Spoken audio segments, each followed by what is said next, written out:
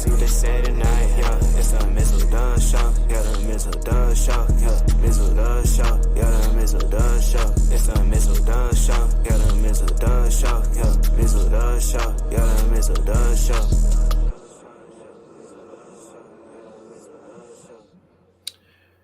Well, it was the night before Christmas, and the house was very quiet, as the anticipation of a new season, quite frankly, is now upon us. Well, as you can see, but now see, folks, this was not scripted, but if you look at both of our headlines, one says it's Xmas Eve, and the other one says it's Christmas. But as you can see, both end with the yeet. Yeet. Yeet. Well, welcome to the, I guess we can call this the Christmas Eve edition, as this is brought to you by the Bat in a Can. But nonetheless, welcome to the Christmas Eve edition of the Mizzle and Dub Show, number 241, to where, yes, it is indeed the eve before kickoff, before the Baltimore Ravens and the Kansas City Chiefs kick off the 105th season. That is the National Football League. Of course, you can catch tomorrow's action on NBC from Arrowhead Stadium, as it is a rematch of last year's AFC title game between the Ravens and the Chiefs. And then tomorrow, or should I say Friday, exclusively only on Peacock from the beautiful country of Brazil. Brazil, we have the Eagles taking on the Which Packers. they cannot go out and explore the country because it's a lot of gang violence in Brazil. A lot of violence in the area that they're at. Hence why they cannot wear the color green, and green is primarily their color scheme on both sides. And one of the times that I do watch First Take, because I do like when Mad Dog is on First Take on his Wednesday, so I to chime in on the Wednesdays that he's on. This episode, he on Wednesdays, because he has a segment called "What Are You Mad About?" Yes. So his segment today was yes, you guys are getting a show before late night. But one of the segment he talked about was not having the players, the NFL taking the game in Brazil to where the players can go out and explore, like they're in their rooms. Like this is where they're supposed to, when you go overseas, when you take the product or anything overseas, this is where they're supposed to go hang out. Promote. Now you have these players stuck in a room waiting to play a football game. And so Mad Dog was like, why would the NFL go out there anyway if they cannot protect the players? Good point. Agreed. Very good point. But the almighty dollar always wins, brother. You know that. Yeah, but again, and Goodell always talks about protecting the Shield and its players. But yet, now we know certain parts of Brazil, it is gang violence all over that country, which was a main concern back in 2016 when the Summer Olympics was out there in Rio, which Rio was a very successful Olympics. Really no anything violent happened out there while they were out there in 2016. So from most standpoint, it was considered a success. However, when you're getting what's the word I'm looking for? A briefing on you cannot wear the color green right out there. Otherwise, you'll be susceptible to the gang violence that's going on out there in Brazil. Regardless that you are an NFL star. Yes. You feel capable of catching some gang violence. Yes. Don't give a damn who you are. Mm-hmm. Ridiculous. It is. Ridiculous. Now, but again, like if I'm really about my players and protecting and guarding the shield, as we're not going to Brazil. I'm not risking my players' lives. They're in line. Okay. Hell, let's play a game in Canada. Why not? Why not? Because as Mizzle just said, because it's all about the money. as Cuz just said, oh wow, what's going on out there? A lot of gang violence out there, Cuz, as EJ Mizzle asked that question. The second question, why would they still have the game out there? And as my co-host just alluded to, it's all about the almighty dollar, cousin. It's because you know why? It's all, you know why? I'll give it to you an example of a job wise. You get paid to go out there and do a job regardless of the situation, like in construction. Mm-hmm. If the job, now let's say the job was not safe, well, can you still get it done?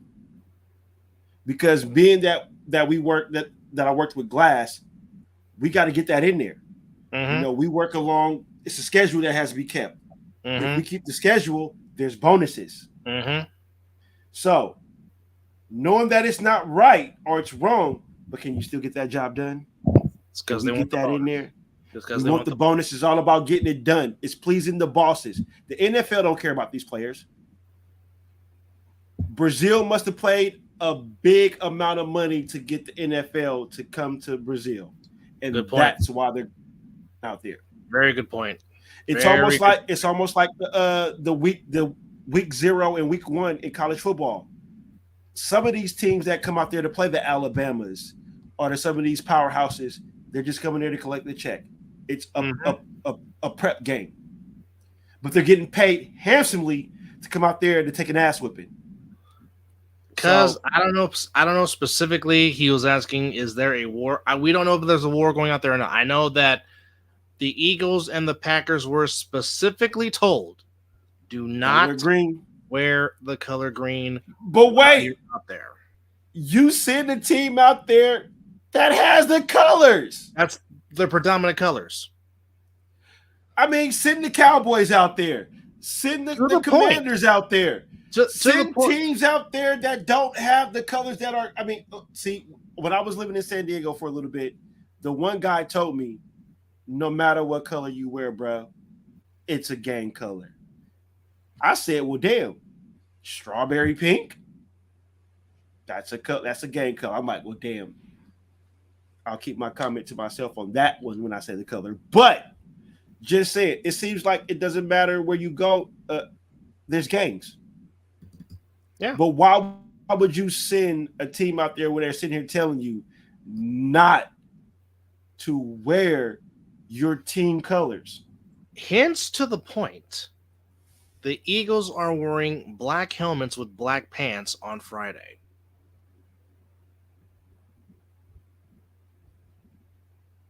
So how safe is this game going to be? That's a good question. That's a very good question. I wish I could give you an answer because I truthfully, again, I understand they want to expand the league. Hence why they go to Germany every year. Hence why they go to London every year. Which is successful. Yes, it is. Hell, the year the Raiders went out there 1 year, hell, me, Pops, and little big brother was trying to get tickets out there until we looked at it and we were like, yeah. Jolly old London. I'm going to get there one day. I promise you. I'm going to get there. Japan, London, or the Europe is all on the bucket list. I'm getting there. But nonetheless, the Eagles and Packers are going to try to play a game in Brazil, to which you can only exclusively watch that game on Peacock.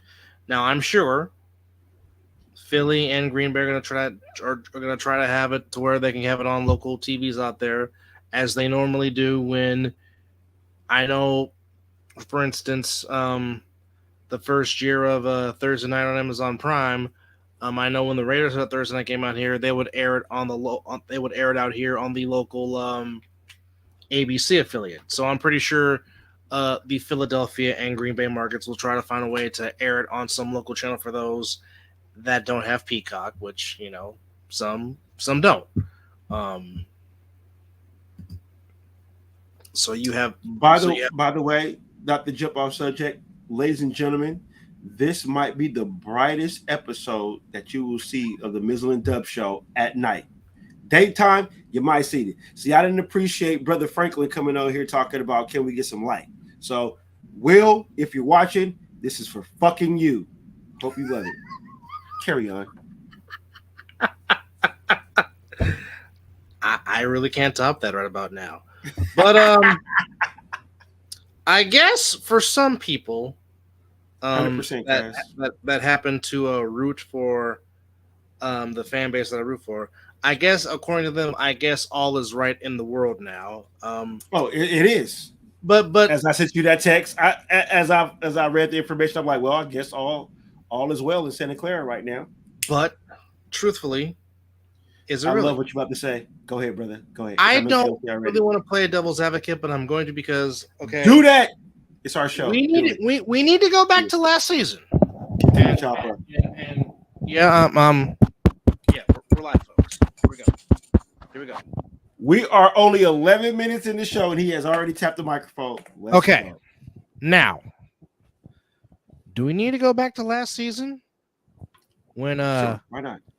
Sure. Nicholas Jonathan Bosa signed his contract literally same week that they were going to Pittsburgh to play the Steelers? Now, granted, the Niners did handle business by beating the Steelers 30-7. There were reports on interviews from Bosa's in the best shape of his life. There is a difference between being in shape and being in football shape. There is a difference, boys and girls. Okay? Hell, I can be in shape, but I ain't gonna be able to go out there and run with them fucking grown ass men that's been out there practicing for fucking months. Okay. Trent Williams' body has not been hit by helmets and pads, which means his tissue might be softer than Anthony Davis, which means Did you go there? Tissue. I went there. I went there. Sure. Okay. I love it. It Stab took like it took Nick Bosa almost half the damn season for him to finally play like himself because he did not play like himself for the first half of the season. But y'all don't want to remember that. I do. Because he was not the same player. He was not the defensive player of the year the season before that wanted to get paid. Now he got his bag, and he was definitely not in football shape, and he even said it, that I'm basically planning to get in shape. Now, again, Trent Williams will be a Hall of Famer, but when it's all said and done, one of the best left tackles of all time. I'm not arguing that. However, Trent, can you get in that huddle on Monday night against a very good Jets defense?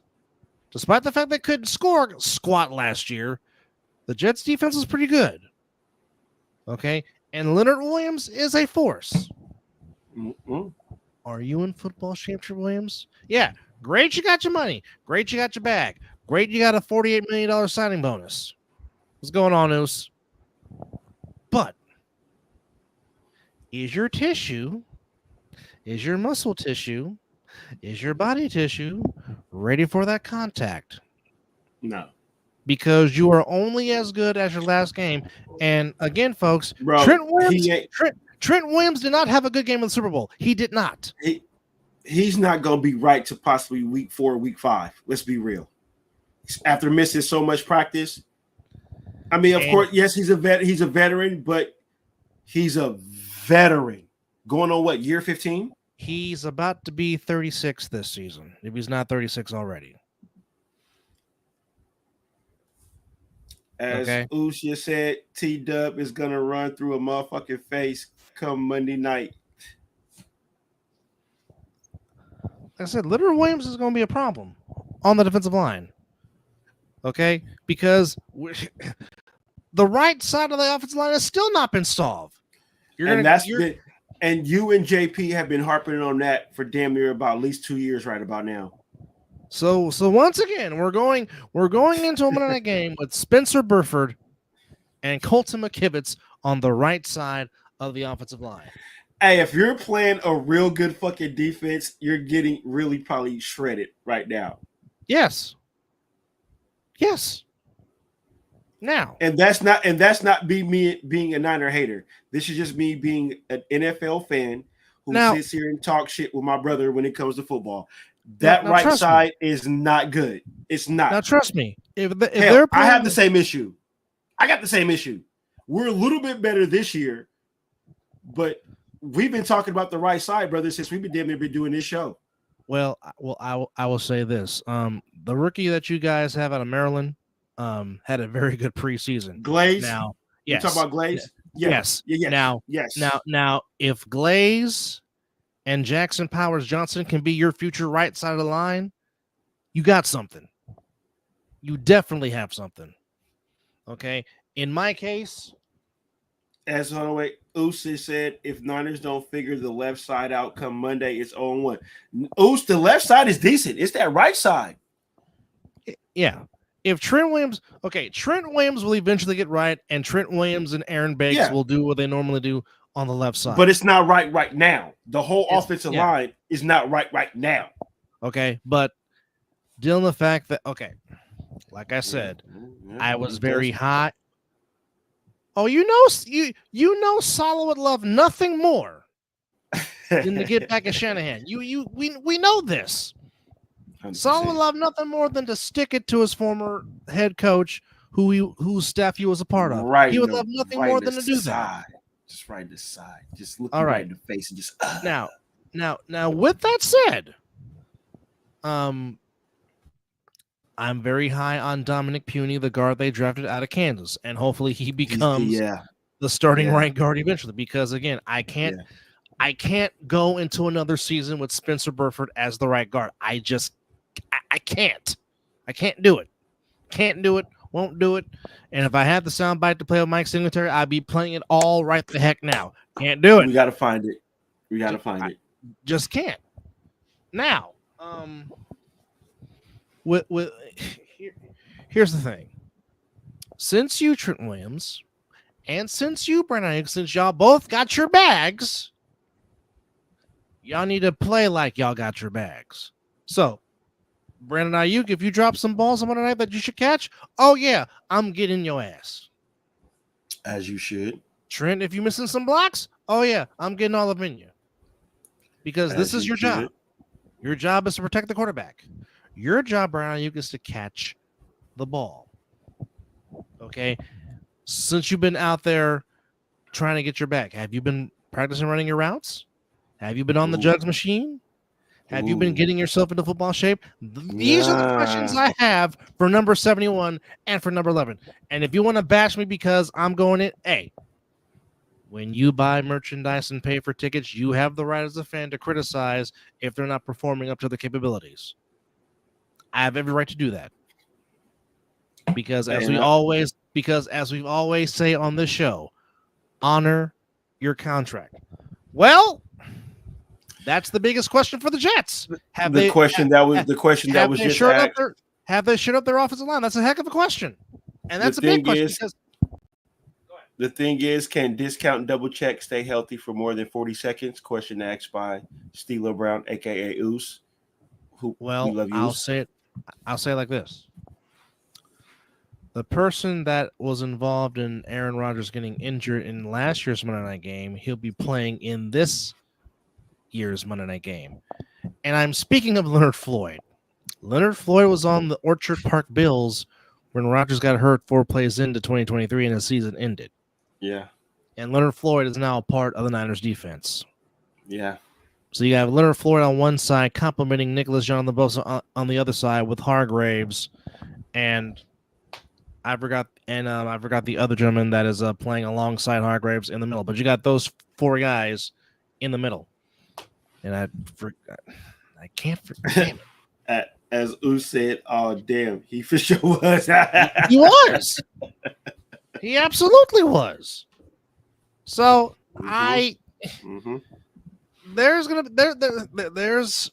be a lot of questions come Monday night in Santa Clara of what the East Rutherford Jets and the Santa Clara 49ers are gonna come into come into. We don't know. But as mentioned earlier this morning, Mr. Patrick Surtain II got himself a very nice pay increase by the Denver Walmarts, or the Denver John Elways, as we like to say. But he'll be remaining in Broncos country I'll just say for a long time. He just got paid a ton of money just to get embarrassed by Devontae Adams twice a year. Well, and anybody that's on here watching it, just if you don't believe me, look up Devontae Adams versus Patrick Surtain. and then also look up your footage of Devontae Adams versus the Inglewood Chargers, Torch City. So, as Oos is on the comedy hour right The now, Denver Dollar Generals. You know as what, we love on the Mizzle and Dub show. That might be one of the best ones he's come up with, for sure. Can we hang a star on that one? Oh, we can definitely hang a star on that one, for sure. Definitely hanging a star on that, baby. But yes, the comedy hour has started. Big Goose is in the building. But as you are watching the live 241 of the Mizzle and Dub show, as I am Mizzle, and that is my bald-headed brother, that Tan Dub Alvarez. No, but I can. But you know, the turtle wax is strong with me, as some people. Oh, like to say. Baby, do you? I'm so glad you said that before I decided to sip my tequila, because I would have sprayed this whole damn laptop. Oh yeah, you would have. You definitely would have, for sure. But now just to piggyback, just a real quick piggyback on what we were talking about with the security situation, but with the Eagles and Packers in Brazil. Okay. Now, Sao Paulo, that's SAOPAULO, which of course that's the city that the game is taking place in. Yes. It says that it has tightened security. Now, this is straight from the ESPN app article from this one. It says it has tightened security ahead of its first NFL game in South America after players voiced concern after traveling to Latin America's largest country, which Brazil is the largest country in South America, for those that don't know. Which honestly, I still want to visit. That's kind of crazy. I do want to go to Rio, absolutely. Yes, and definitely watch the and definitely watch a little bit of football. A little bit of football. That and the samba parade for sure. Oh, baby. But the Eagles and Packers, of course, are playing there. It says that okay, so it's the first week-long game held on a Friday evening for the first time since 1970. So Eagles have questioned security in the city with the largest in the Southern Hemisphere. There was a bunch of do's and don'ts, so they're just trying to go down there and play football and come back home. To the point to where he said players were advised to not walk on the streets holding their cell phones. Wow. So wait. This may be my first time out this way. And technically, when football players go to certain areas, they should be slightly tourists more than athletes to a degree. So you mean to tell me if a young man that ain't never left the country, that got drafted by this team, he cannot take his cell phone and say, hey, I was in fucking Brazil? That's insane.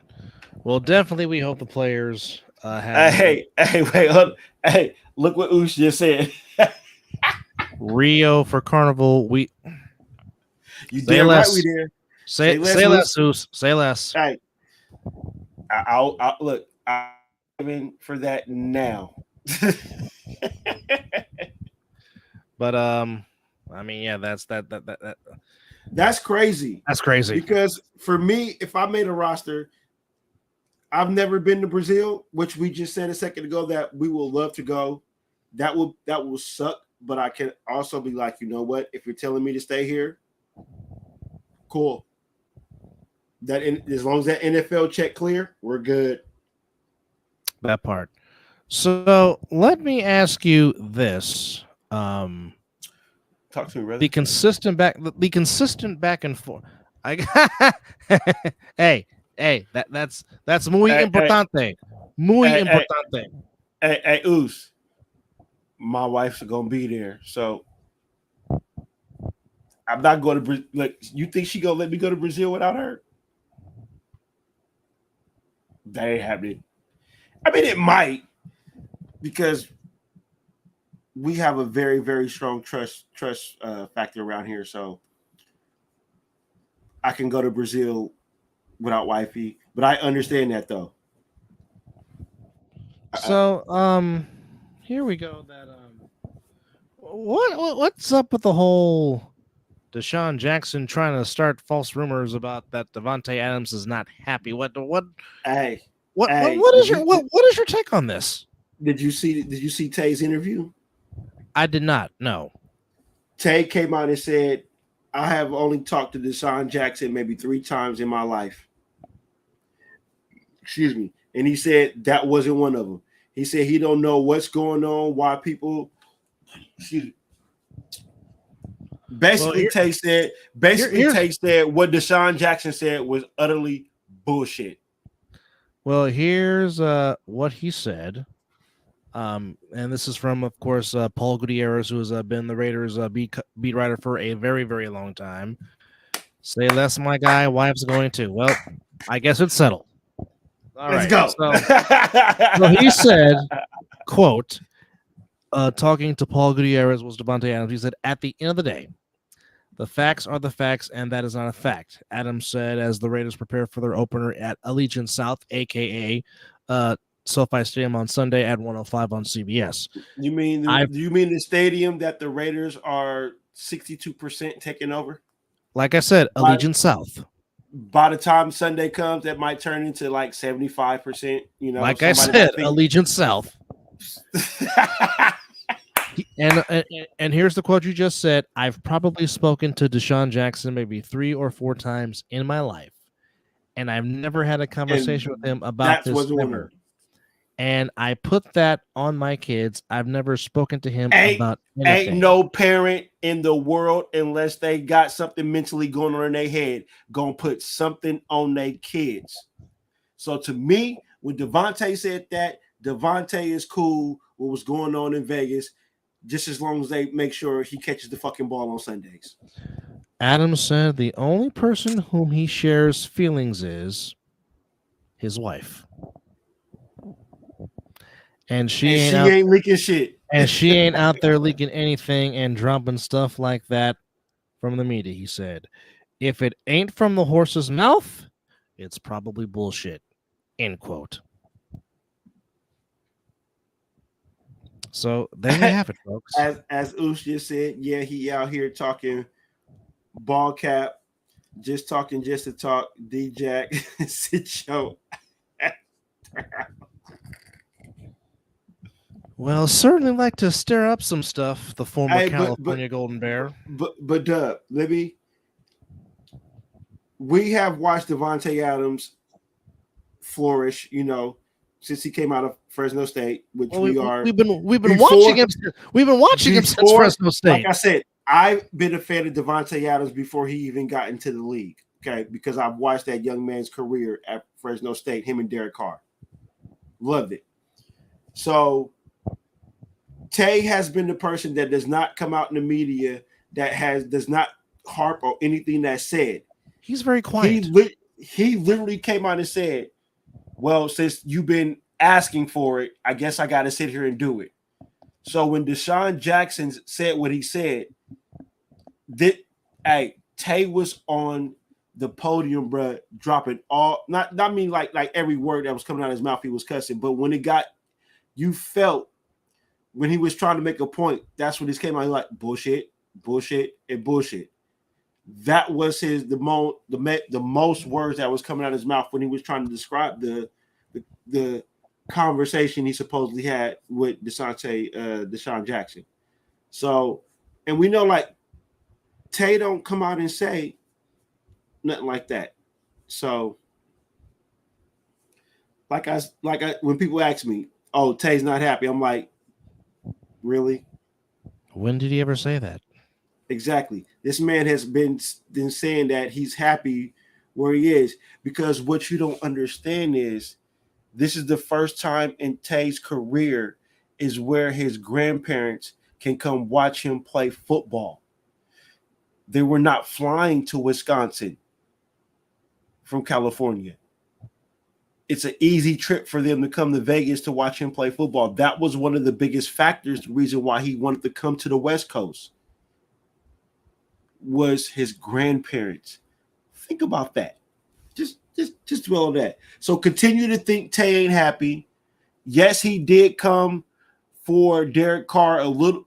It was a factor to play with his best friend, college teammate. Dub, you got a face. I will shut down and listen to this. I really don't know how to feel about this because it does involve the baseball team that you and I cheer for. Even though they took a loss tonight by a final score of 6-4, but this is from Jeff Passan of ESPN. Shitty. Hi. But Jeff Passan from ESPN just reported this, saying that the Giants and Matt Chapman have agreed on a 6-year, $151 million contract extension, which wipes out the final 2 years of his current deal and keeps Chapman from acting out. Yes. Are we now, not? Are we feeling different on this? Well, again, his defense has been sensational all season long. That's why it's a yes. I know his bat ain't been what the Matt Chapman that of years past. He's been a lifetime he's a lifetime 240 hitter, so he's going to be in the 240s. However, 100%. he does have, as I'm looking up the stats now. I didn't even get that. No, I just happened to notice it on the Giants Facebook page that he's been extended. Oh, okay. I'm on Facebook, but I wasn't on that. Like I said, I can see you were very bored on Facebook these past 2 days. Yeah. All the superhero stuff, yes. But hey, they got some nice pictures, so I might as well put it. There it is. I got it. Yeah. Now he is 31, so that will take him to his 37 age season. Now let me ask you this question before you continue: is baseball contracts a little bit like the NFL, to where the longer the years is good for the books? Because if you sign a player for like a good amount of years in the NFL, it's kind of slightly good for the books because here's the thing. As you know, Major League Baseball does not have a salary cap, so there's no such thing. Any fucking contract is good. So there's no such thing as a cap hit or dead money. Mind. You don't have to answer that question now. You just so like I said, he's a lifetime 241 hitter. This year he's batting 247. Does have 22 home runs, leads the team in RBIs with 69. He's 2 ahead of Elliot Ramos. Ramos has 67. Now again, he, like I said, provides good defense. Certainly is out of order. He should not be hitting cleanup. He should be more like batting 6th in the lineup. I like that analogy. As opposed to batting 4th or 5th. But now, too soon. But now here comes the question. With that said, and here's the ultimate question, because I know a lot of people are over Farhan Zaidi, and I'm right there with them. Farhan's got to go. We were over him the moment that he took the job. Let's be 100% true. We did not want him the moment he took the job. Correct. Especially his first hire. Yes. Which, for those that don't know, he did. Well, he was the one that hired Gabe Kapler. Farhan Zaidi came from the Dodgers. He was the assistant GM under Andrew Friedman. He came to the Giants as the play operations. He basically under his watch, basically. And I know Mizzle likes to give me crap because he likes to call him my man crush, but they failed Joey Bart immensely. And now Joey Bart is thriving in Pittsburgh. They damn near are about to do the same thing with Marco Luciano because they don't know what the heck to do with him. They better fucking not. Don't you do that, Ricky Bobby? Are they doing that? I don't know if they are, but here's my thing. They basically said he was going to be the everyday shortstop. Then you go sign Nick Ahmed. Then you designate for assignment Nick Ahmed. And then you decide to still not play Luciano. I did not like Ahmed. I did not like him. Then Tyler Fitzgerald comes out of nowhere and has pretty much, in a sense, de facto became the everyday shortstop. So then that took away playing time with Luciano. Then you trade off Jorge Soler to save money. Then you're saying, okay, now Luciano's going to get those at bats DH. Then you send him back down to Sacramento again. Started raking the ball against Sacramento. Then you bring him back up. Okay, yes, there's no question he has struggled with the glove. There's no question about that. But you have to sit here and figure out, what is he? Is he a second baseman? Is he a shortstop? But you keep stunning his development, and in a sense, you're doing the same thing of what you did to Joey Bart. And before he finally got extensive playing time, because y'all were forced to, y'all were doing the same thing to Elliot Ramos. Y'all were forced to play him, and oh, lo and behold, Elliot Ramos finally showed you the skill that he was worthy of being a first-round draft pick. And oh, by the way, he just happened to make the All-Star team this year. And in a sense, it was the same thing with Sabian and Bochy, because we know Sabian and Bochy, they love their veterans. They do. But howbeiver, as we just everybody broke that on the show, cuz everybody saw what Gerald Dempsey Posey III was going to be. And yes, Benji Molina was a well-beloved giant, but Posey was the future. And Bochy was trying. Posey is homegrown, and I'm getting to that. But the fact is that Bochy was trying so hard not to play Posey, but it was inevitable. And they traded Benji, and of course, we know what happened once Posey got in there. He was the glue to the 3 titles in 2010, 2014, and 2012. And NV fucking P. That too. So now, a well-deserved, earned MVP that year. Posey was playing out his fucking mind that year. He won the MVP. So now, and this is what they got to figure out. Now again, with Farhan giving this extension to Chapman, does that mean Farhan returns? Okay, if the Giants continue, if the Giants continue to fall by the wayside, which now they've lost. Don't ask that question. I think they now just lost their 4th straight. Yeah, they've lost 4 in a row. Shitty. Yes. Hi. They've lost 4 straight. They're now 4 games under 500. Okay.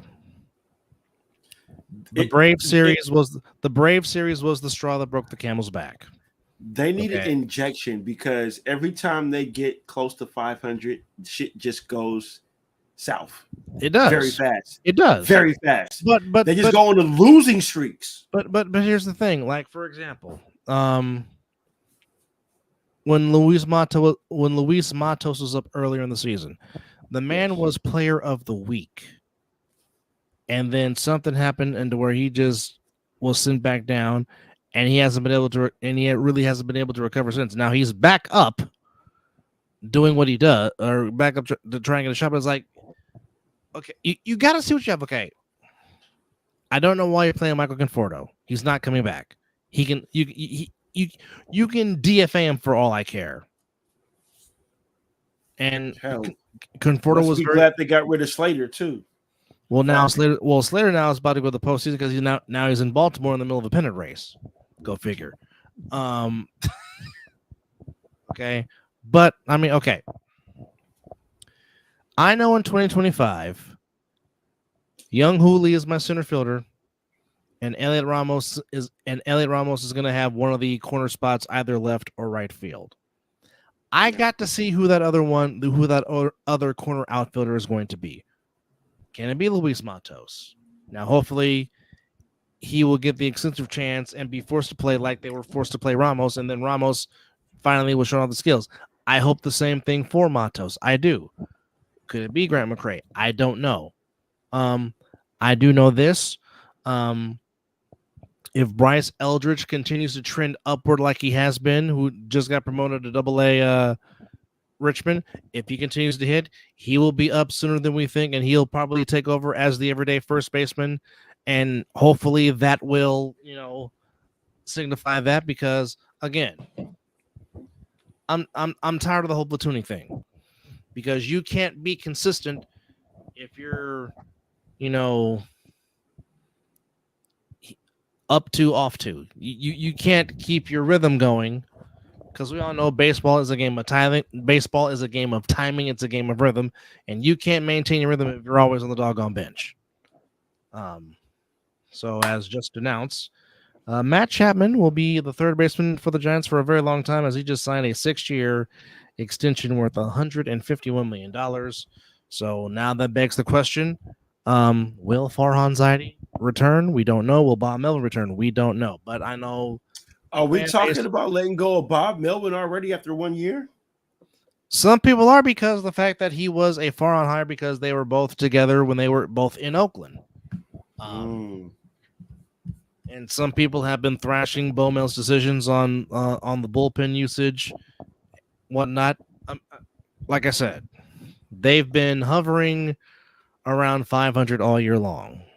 And it just seems like every time they get to 500, they just can't stay over, and they go back under. Exactly.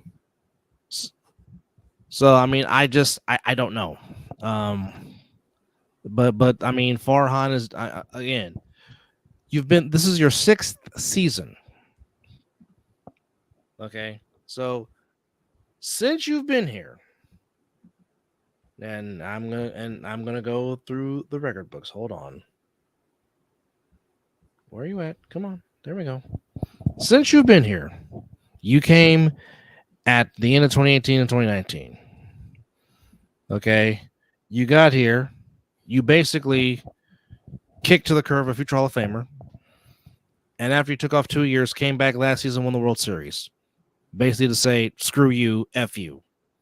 Okay. Then you got here, then you took over, you hired Gabe Kapler, very controversial. Fans laid into you. The fan base hated that shit until he beat the Dodgers. Well, until he won the division, and then shit went to array the moment he lost to the Dodgers. Okay, so since Farhan Zaidi has taken over operations, 2019 was his first season. They went 77-85, Bruce Bochy's last season. Okay, you kick Bochy to the curve. Then you bring in Kapler. In the 60-game sprint, you go 29-31. Okay. Then the anomaly that was 2021, when you went 107-55, won the West, lost in that tough division series in 5 games to the Dodgers. Then you come back the very next year. You go 81-81. Then you fire Kapler the last week of the season. You finish the year 79-83. Okay, so basically, you've only had 1 winning season since you've arrived. Jesus. 1 season where you were even at 500. And then the 60-game sprint, you were 2 games under 500. Then you were 12 games under in 2019, 4 games under in 2023. And right now you're 4 games under in 2024. As much as it's been fun to watch Blake Snell pitch in the Giants uniform, you didn't trade him to get anything. So now he might walk, and you might not get crap for nothing. And the fan base is going to tear you a new butthole again.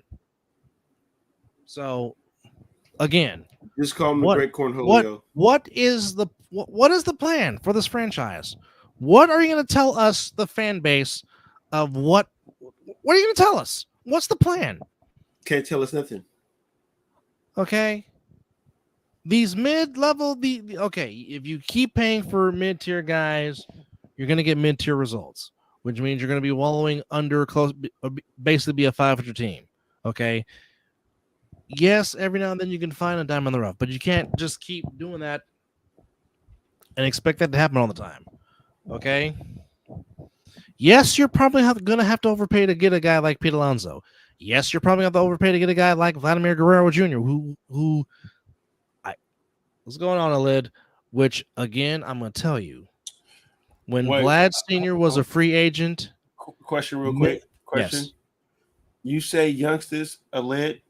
how old are you? I would like to know that before you sit here and say youngsters, because yeah. Hey, we appreciate the compliment. We really do. Oh well, hey, 12-year-old with a license all day, every day. But let's just figure out that.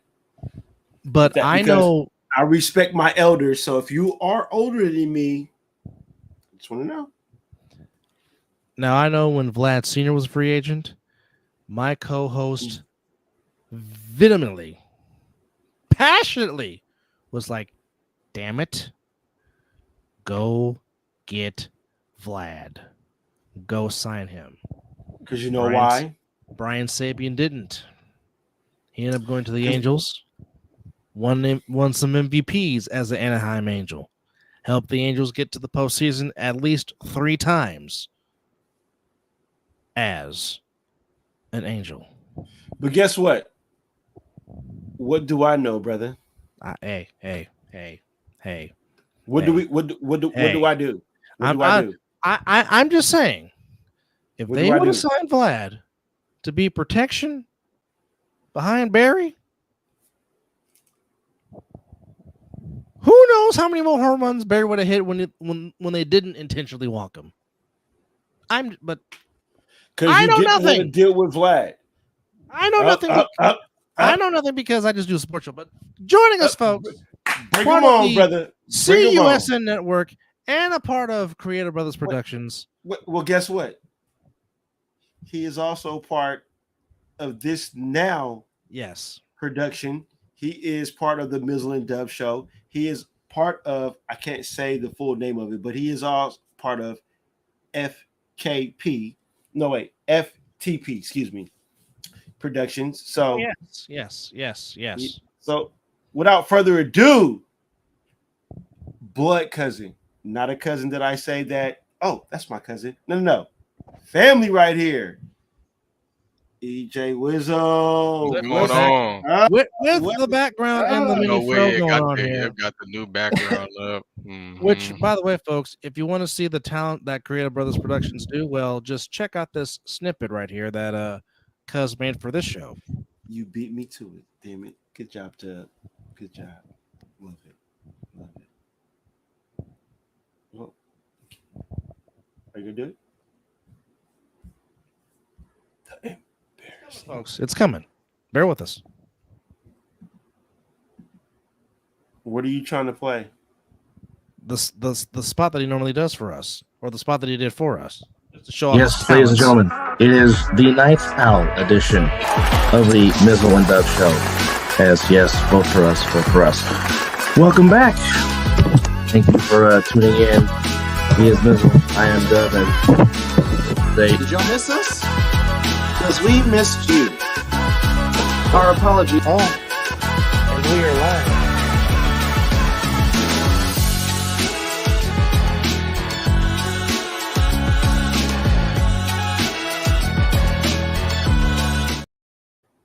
Hey, but you know what though? We ain't done.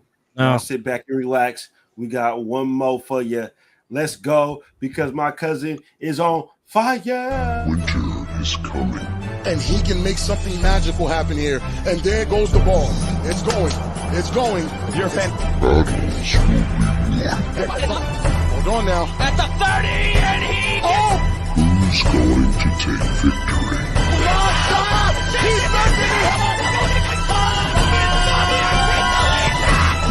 And that's what championship points matter. It's time for war. Many talents. Hey, that one right there. Hey, that one right. Hey, I want to play so bad. Man, I want to play so bad.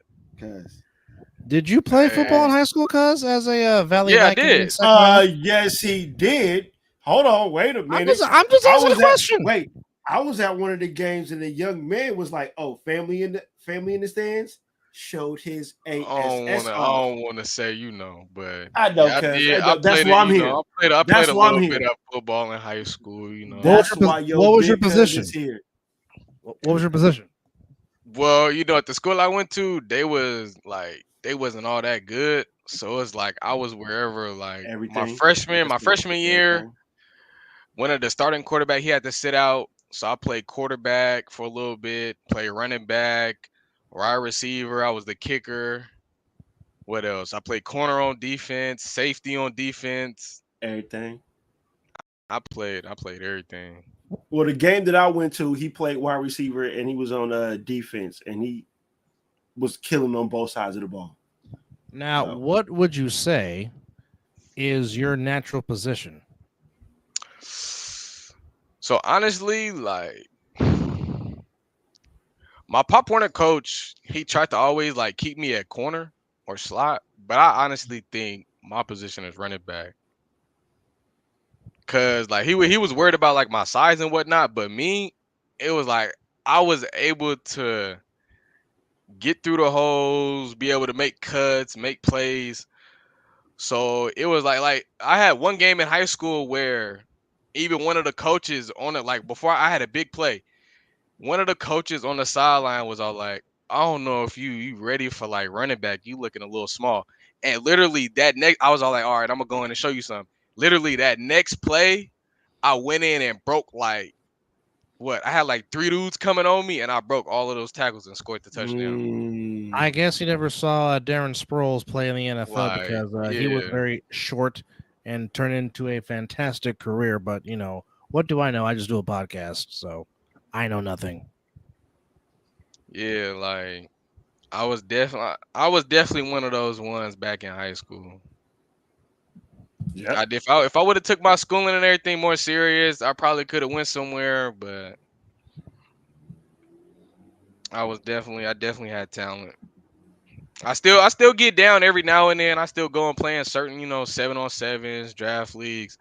I did play for the Kings before they went over to the change to the Tigers. That JP and Country K, the team that they play on now. I play for the team that they used to be. They used to be the Elk Grove Kings, but some stuff ended up happening, and some other dudes took over, and that's when they changed to the Tigers. So Okay. yeah, I played for them for a little bit, but yeah, I definitely still, got a little bit in me. I might get back out there once I get everything set with the production and whatnot. I'll definitely get back on the field. Okay. So since we talking about the football and all that, and now that you are now about to venture into this thing that we call the A7FL, Man, congratulations, by the way, as we talked thank about that you, on the other thank side of the you. ball. Which that episode's up right now on the Other Side of the Ball YouTube channel, so check it out. Yes. Episode 101.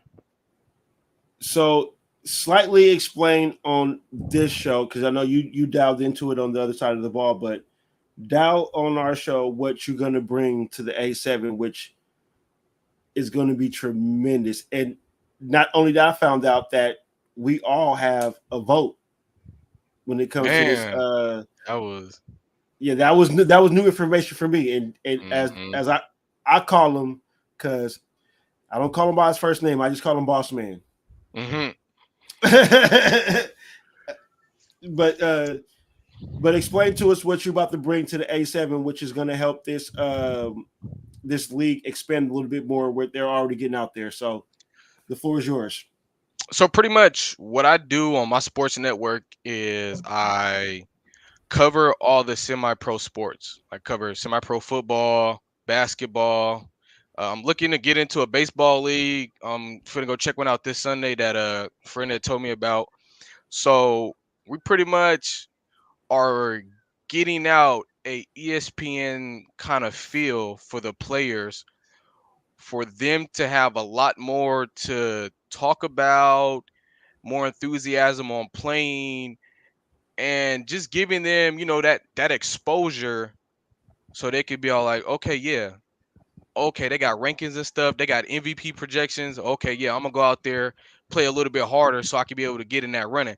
Like I just put out a start, bench, and cut for flag football league, and when I tell you that it brought a lot of different comments and a lot of different talk going on, like two of the teams that were featured on there, they're about to play each other for some money in a bit. So they're definitely bringing some chirping. And so yeah, so pretty much what I'll be doing is pretty much the same thing for the A7FL, putting out MVP predictions, power rankings, uh covering any kind of scoops I can get from a player, pretty much anything that'll bring that level of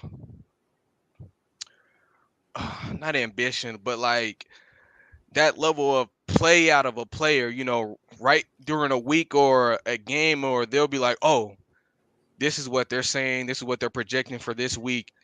Having that, going through your head instead of, just when it's a game week and they're just waiting to get to that day. No, they're having something that's building up, building up a storyline that's gonna lead up to that game. So basically, what you're saying is bulletin material, Mhm. slightly. That's Pretty much.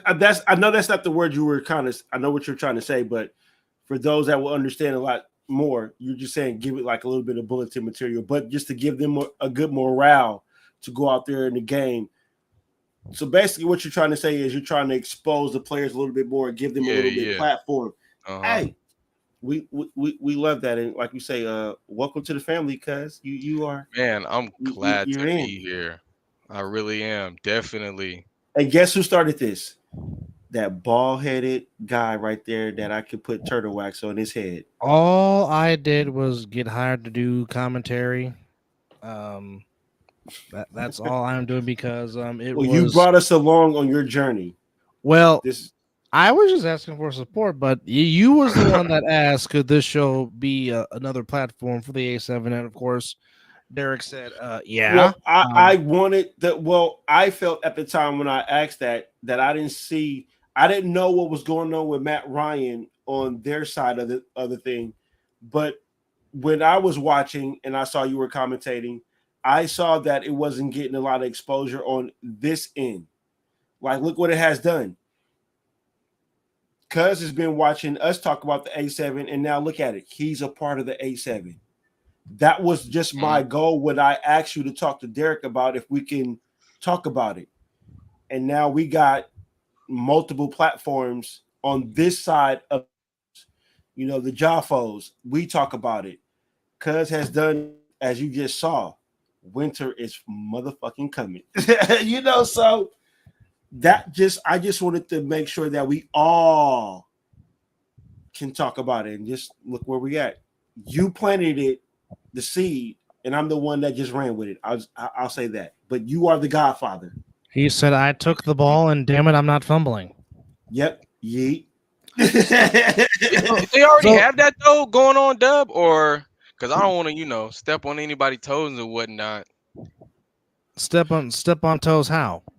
No, ain't no toes getting stepped on around here. Like, was there anybody like doing like MVP predictions or putting out power rankings and no?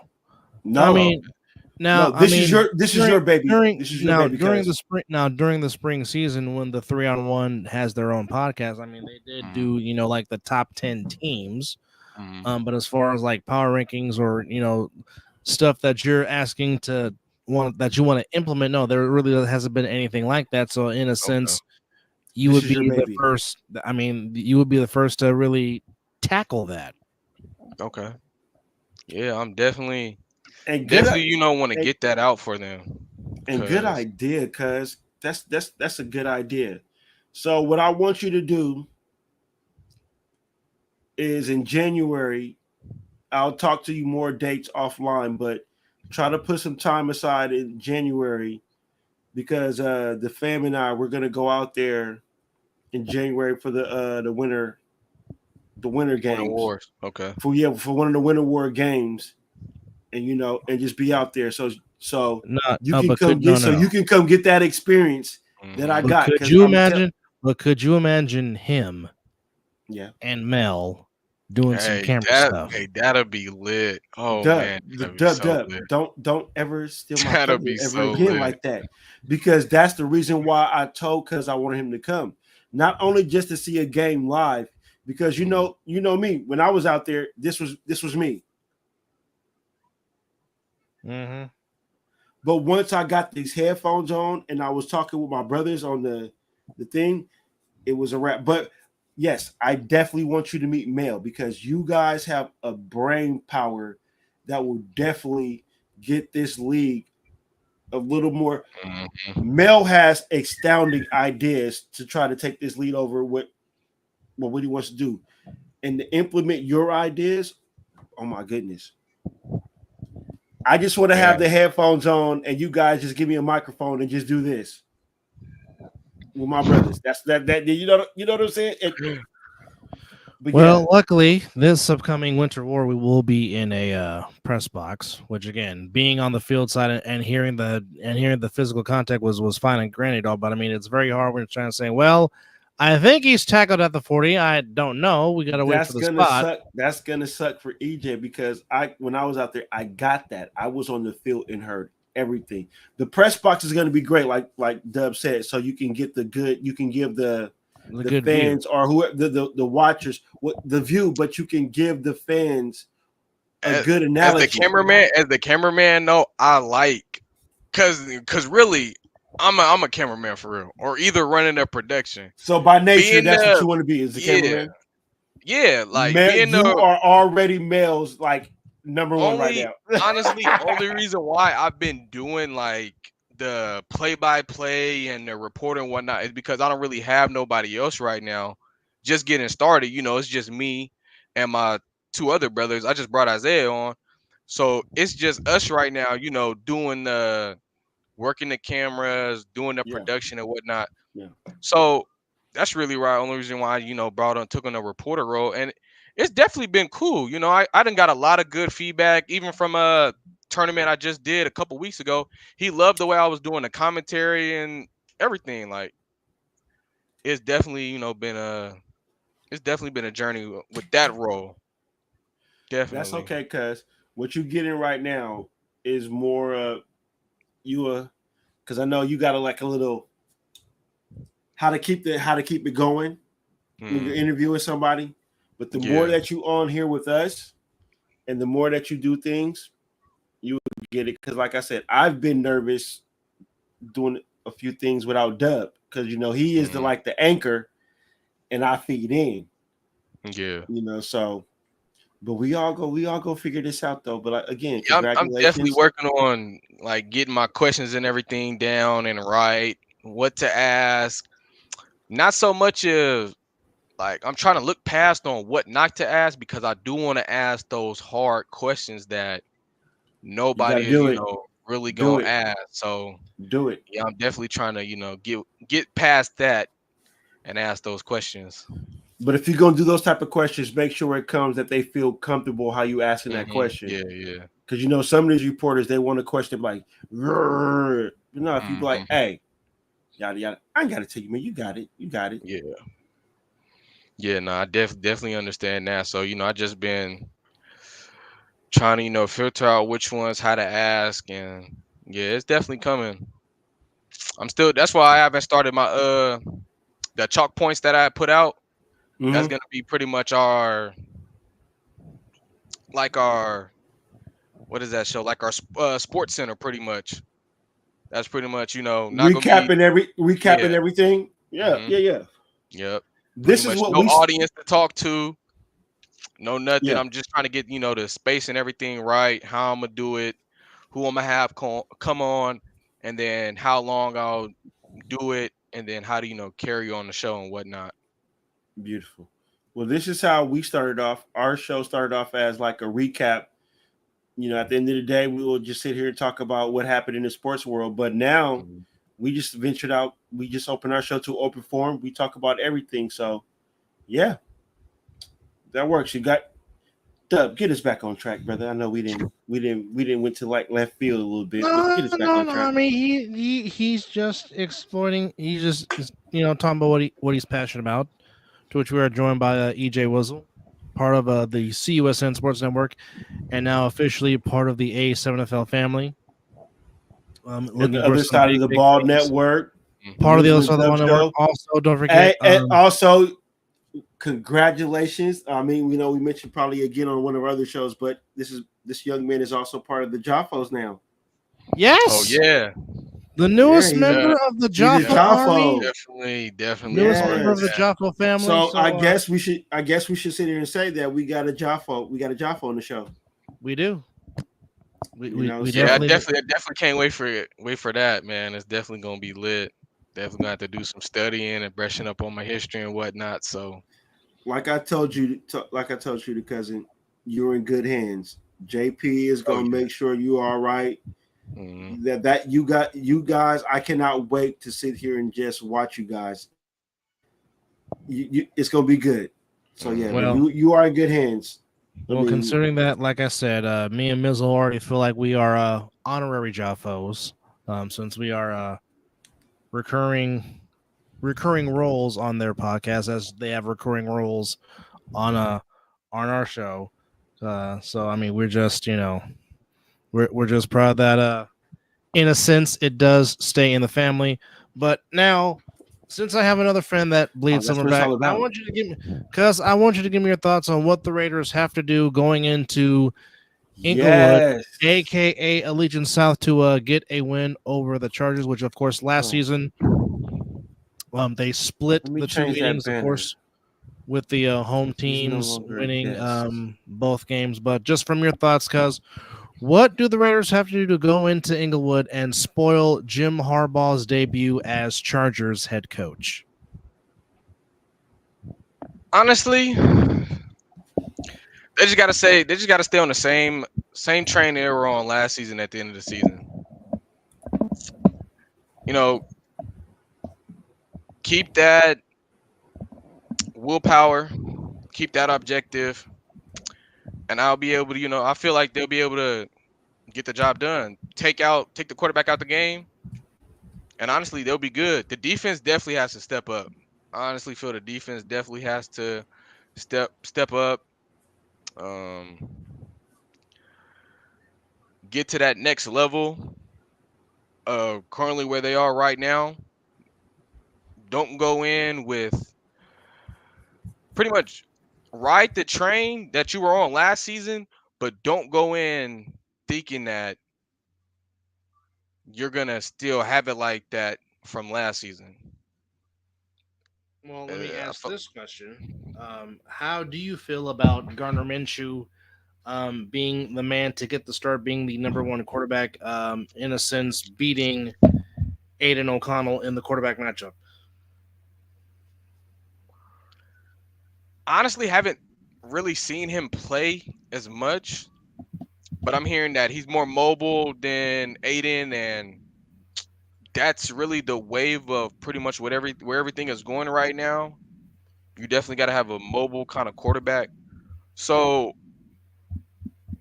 I feel if he's listening to the coaches, executing, just driving down the field, he doesn't really have to be a playmaker. I feel like all he has to do is just execute, get the job done, and I feel like he'll be able to definitely drive his team to a victory. Don't try to do too much as trying to, prove yourself and trying to make certain plays. As long as he just executes and gets the ball where it needs to be, he'll definitely be good. Interesting take. So, how do you feel about Zamir White, aka Zeus, now being the bell cow, if you will, now taking the load and basically trying to well, I mean, it's going to be hard to replace Josh Jacobs, no question. But how do you feel about him taking over the mantle as the number one running back in the Raiders' backfield? I don't think I've really seen him play much. Just look up his Georgia highlights. Yeah, let me definitely as I've often said, he's a rookie. No, this is his third year. Third year. Oh, Doug, while we're sitting there, while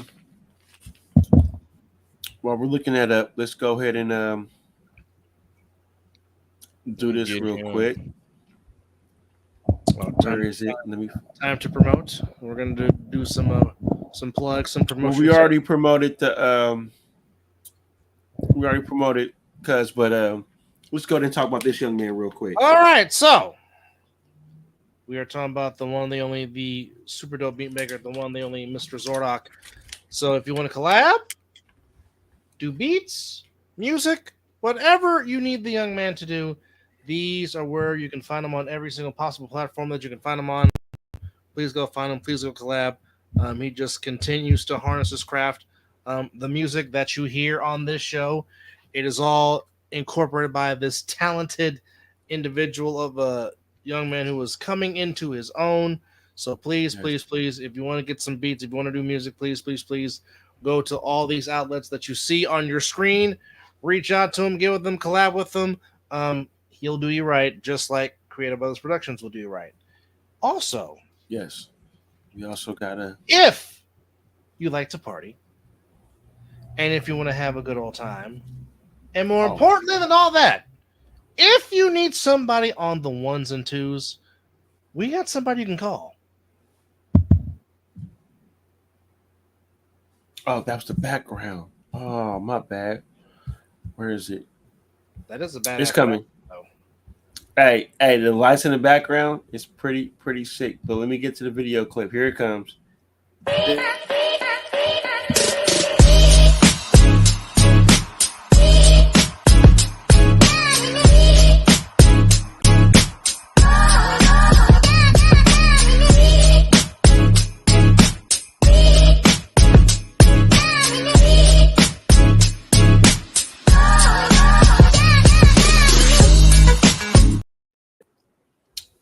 Yes. Hey, you know what? We're just gonna keep his background going in the background because I like what's going on right now. Why not? Feels like I'm in an Outcast video. Right. But nonetheless, just one request. Never tell the DJ. Never. That's why you hired him. So let the DJ work his magic. All right, cuz go ahead. You have something to say? Now, looking at his highlights, and then having experience at being a running back myself, he's definitely, honestly, my honest opinion, he's definitely not going to be able to replace Josh Jacobs. That's just no. That's just being just first watching. What we're asking for. But here's the one thing that Zamir White does have that JJ didn't, and I said this many a times. Zamir White has the home run closeout speed that Josh Jacobs does not have. And I witnessed that in college, obviously being a Georgia Bulldog fan. That's the one element that Zamir White does add. But you have a compliment with him and Madison, the former Viking. And not to mention, you can still use Amir Abdullah out the backfield in the slot, run the real out. And, of course, we got Labe, the rookie from New Hampshire, who has done tremendous things in this preseason and in training camp. So I mean, there's gonna be ways that Luke Getsy tries to utilize his potential makers. I mean, that's if he gets in the open field. Like he's not like a break tackle kind of back. Like he's like a back that'll get you the yards pretty much. Like if he has a hole, he's definitely gonna get through it. But that downhill runner. Yeah, but that first hit of contact, he's going down. He's not like a. Well, I mean, Zeus is bulked up. Go back to his game against the Chiefs on Christmas last year. I'm watching that one right now, and like Zeus got him to tackles and had some big runs in that win against KC at Arrowhead last season. I want to say fourth quarter. What about 2 minutes left? He did have one good, breaking maybe 2 tackles, but other than that, I really like. He'll definitely be able to get us what we need, but I can't really say like he's like that. He's not like replacing Josh Jacobs. Yeah, he ain't doing it. But the way I get it, he gets in open space, he'll probably be out of there. But just watching, a few of it, like I watched the highlights from when they played Auburn, and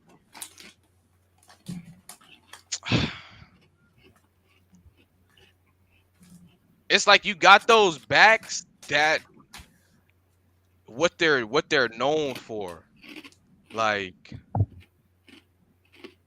he's the type to, if he can't get a cutoff, then it's not much more he's really going to be able to do, because he's not trucking nobody, really running anybody over.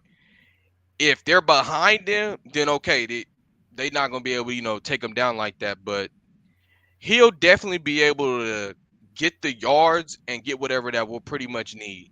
Like he's able to get through the hole and get about 3 or 4 yards. So I can trust him on like a third down conversion. If it's like what, 3rd and 5, 3rd and 4, I definitely trust him on those kind of conversions. But if we're asking for him to be able to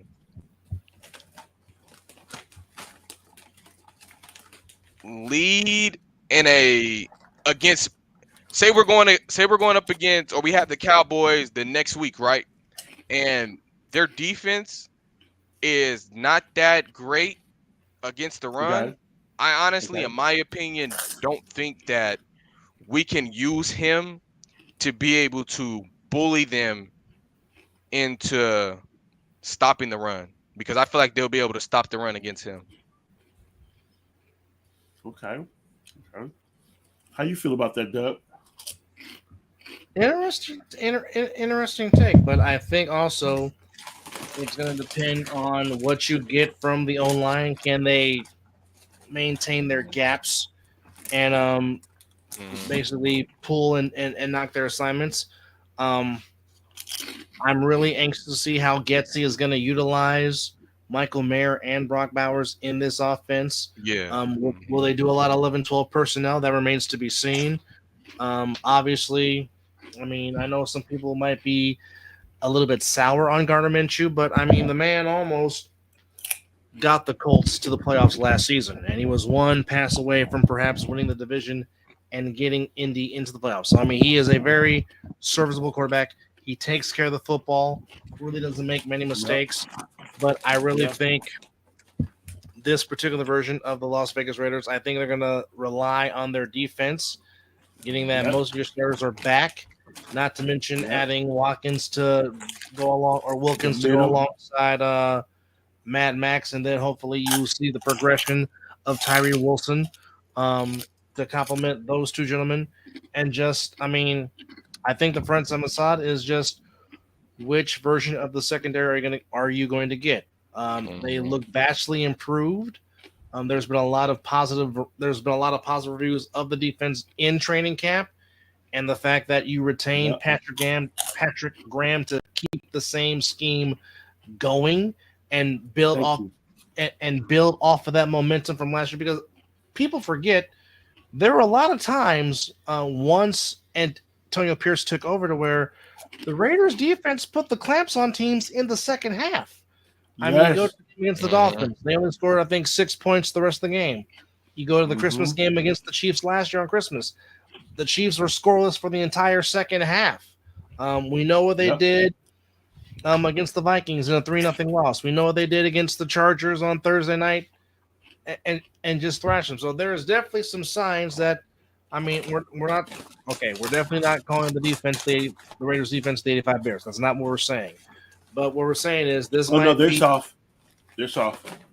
But what we're saying is this might be the solid unit that can help keep the Raiders in games and perhaps win games this season. Because I mean, it's outside of maybe the Chiefs and Ravens, maybe as the top tier teams in the AFC.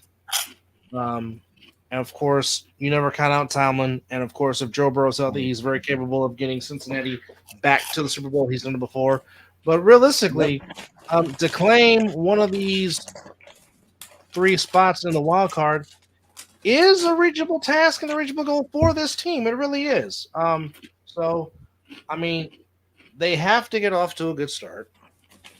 And I mean, if you want to go through the first 5 games of the season, and we can definitely do that. Obviously, they're opening up against the Chargers, which, of course, anytime you can get a one-up in the division, it's always a big thing. It's always huge. So you definitely have that going for you. But the week after that, it's going to be a tough task. You go into Baltimore to play a very good Ravens team, but they have beaten Baltimore before. You go back to week 1 a couple of years ago, went to overtime. They came back and beat them. So it is a capable game. Then you come back for your home opener against the Panthers. That should be a win. Definitely. Then you're home against the Browns. I think it'll be a physical, tough game. You don't know which version of Deshaun Watson you're going to get, but I know both defenses can be very good. I expect that to possibly be a close game. And then you head to Denver, to where you've been the Broncos' daddy for a very, very long time, and you're playing a rookie quarterback. So maybe that should continue, and then that's your 5th game. So I mean, if you can go at least 3-2 in those first 5 games, is good. 4-1 will be an added bonus, obviously. Do you see? Can I ask you the question? Do you see them going 3-2? 3 of those games are winnable. Yes. I mean, realistically, I really think 4 of the 5 are winnable. The only disagree. The only game, game, I can see 4-1 maybe. The only game that I would probably be worried about is going into Baltimore and playing the Ravens. Yeah, especially with the Ravens having all that time, since they're playing tomorrow, and having all that time to prepare in week 2. That really would be the only game that concerns me, because I mean, like I said, Chargers. I mean, like I said, yes, Harbaugh's a winner, but again, this is his first time coaching the NFL in 10 years. Has the NFL game passed him by? We don't know. And plus, not to mention, how healthy is that foot of Justin Herbert? We don't know until he takes contact on Sunday. Like I said, the Panthers game should be a win because the Panthers are still rebuilding. Like I said, the Browns should be a close game, but again, you don't know which version of Deshaun Watson you're going to get. You just don't. And then, like I said, you have been the Broncos' daddy forever. So then there's Bend that. Over. So I mean, like I said, 4-1 is a possibility. If they're 4-1 or 3-2, I think you really can't complain about the start of the season. You really can't. Yeah. Just it sucks for my. It just sucks for what?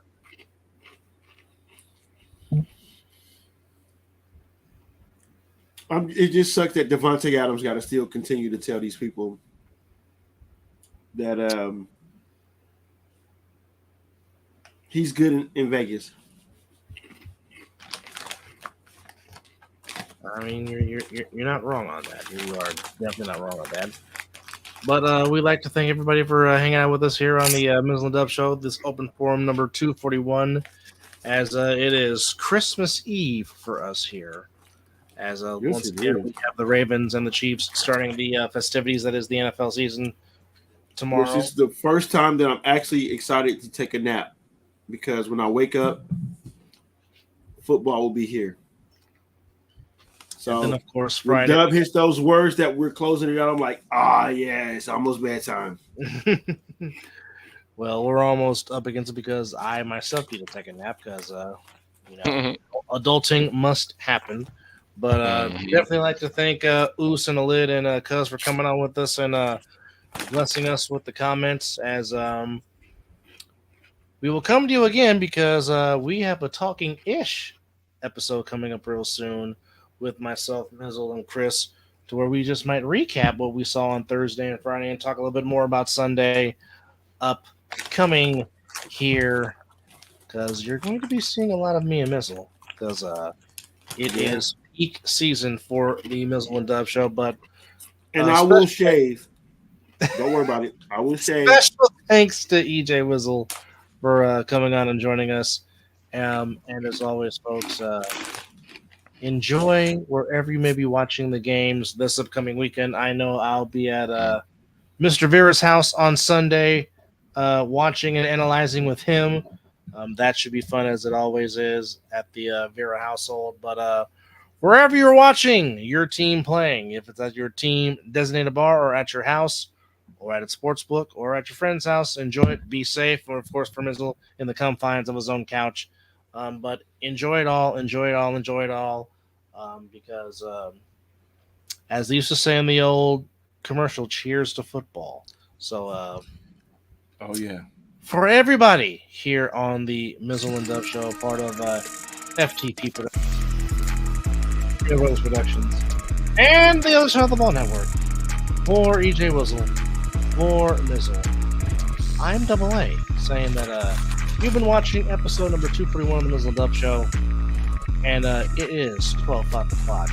Some damn day. We will catch you on the next episode of Talking Ish with Dub, Chris, and Mizzle as we recap Thursday and Friday and preview some more stuff for Sunday. In the meantime, that is a yeet.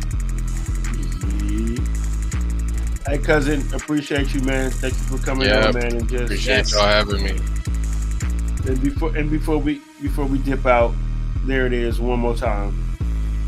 Creative Brothers Production. Yes, sir. And Get with that, them. let me see. Hold on, let me find it. Where is it? And I'm saying that beat you hearing right now. I know you. Super dope beat maker. Yeah. Good night, ladies and gentlemen. We love you guys. Eat.